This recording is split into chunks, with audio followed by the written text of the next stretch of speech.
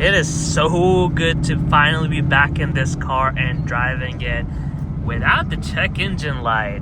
Back.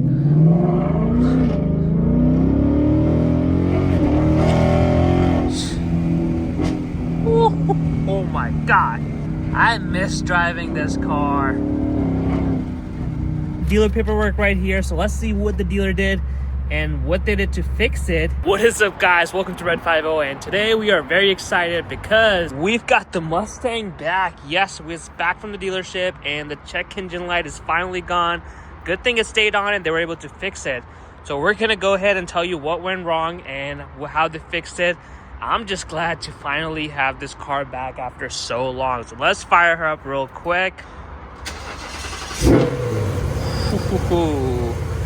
We're definitely gonna need to clean the car a little bit. Look at this.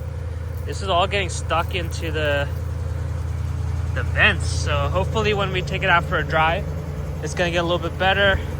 The pollen has been so bad over there too. Look at that. Like the black roof is almost like yellowish. Yeah, she definitely needs some cleaning. And I need to reach out to Corsa again. I don't know if you can tell from the valves, but they're rattling. Not on this side, but here you can hear it rattle, and it just kind of goes away after a cold start.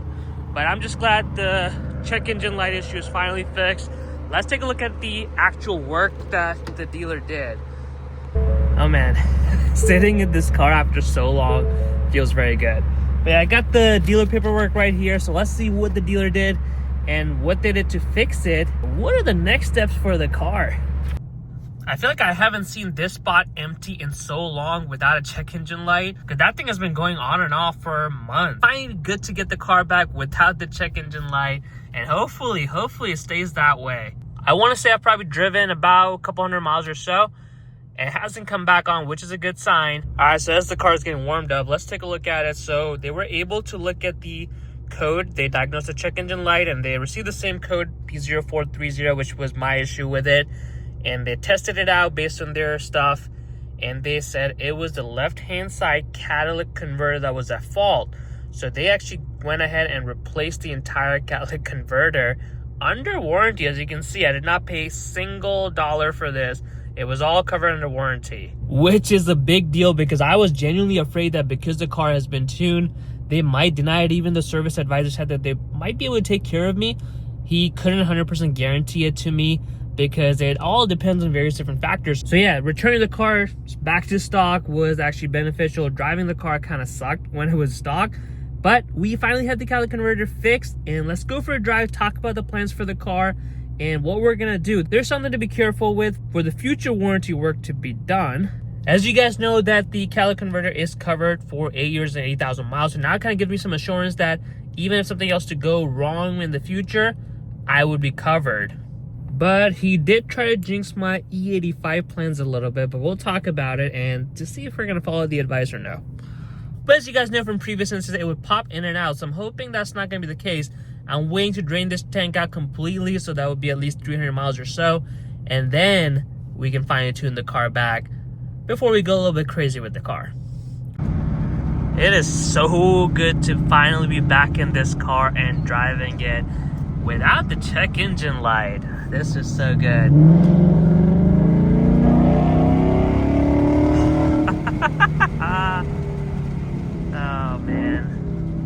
Oh man. No check engine light on this car, and we've got some big plans for this car, so let's talk about them. We're gonna go find a spot where we can park the car and talk about the next steps and why I might be a little hesitant on what the dealer said. So we'll talk about it. We might just end up going with the flow. We've got a little bit of a stretch here, so once the light turns green, we're gonna get on it a little bit. I feel like it's been a while. The weather has been really nice. Of course, I didn't have the car with me for a few days, but now that we finally have it back,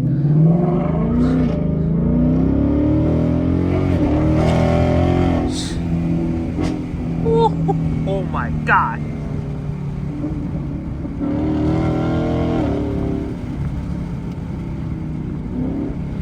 Rev mesh downshift. I miss driving this car.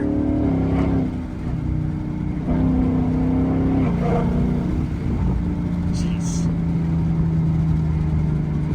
Every time I get every time I get an urge to upgrade this car to something else, the exhaust and the 10-speed transmission, I'm just like, how could you do that? This car is just so good. And despite the recent issues with the catalytic converter and the 10-speed transmission early into the ownership, I still love this car so much. And the S650 Mustang is just not that big of an upgrade. We've talked about it on the channel. I think if the refresh comes, that might change things a little bit. But as it sits right now, it's not too much different from my car. And any power difference, like 46 versus the 460, can easily be covered by a tune.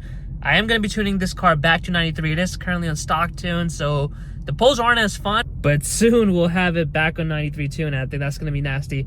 And next step is probably a E85. So let's talk about E85 in this car and why dealer was kind of hesitant to say we're gonna.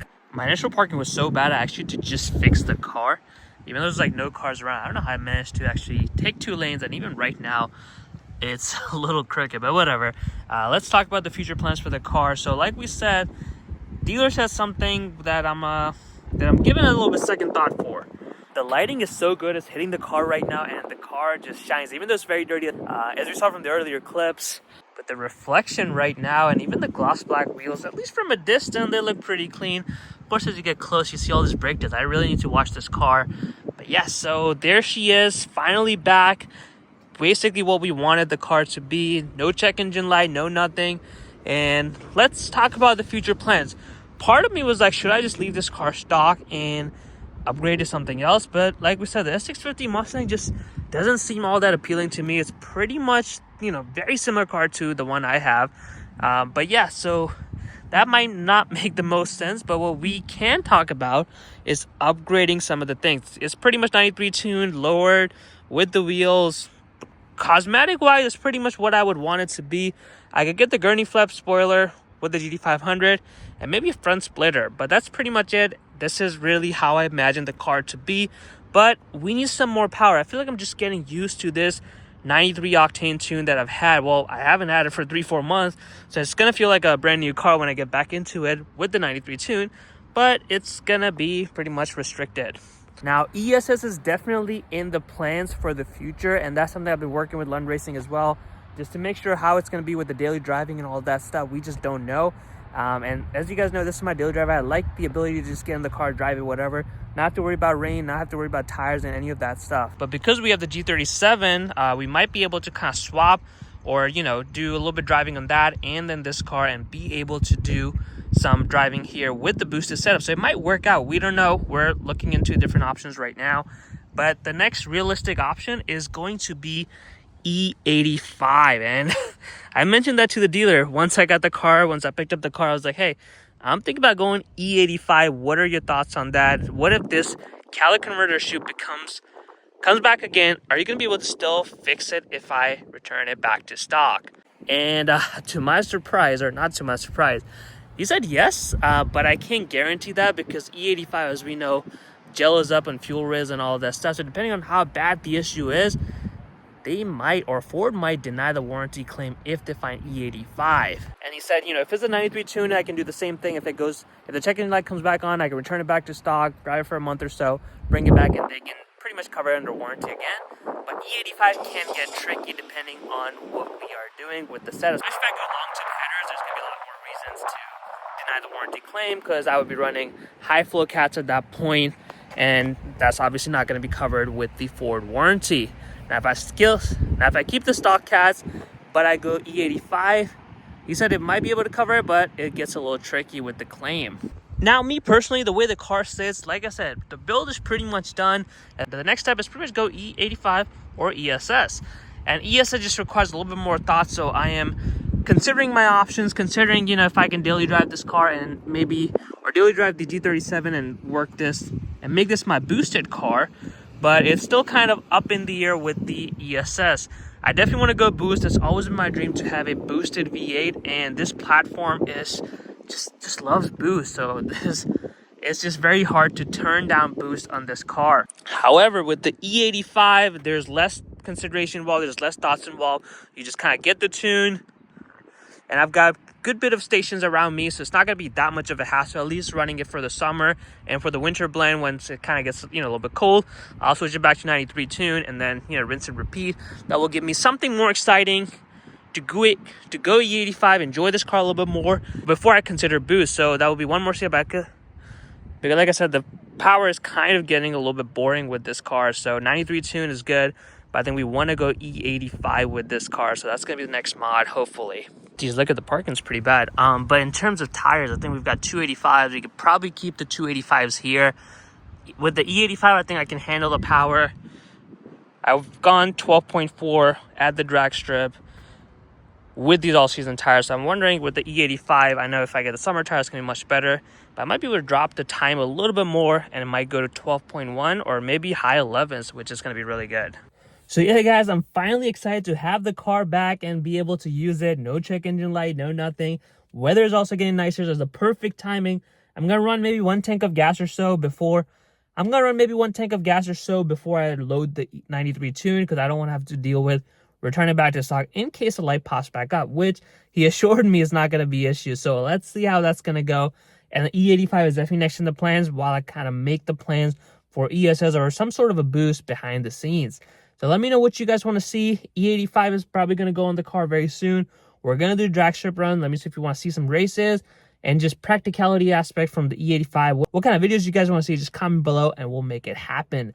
I appreciate you guys watching this video, and I'll catch you guys back in the next video where we're finally going to have the tune back up.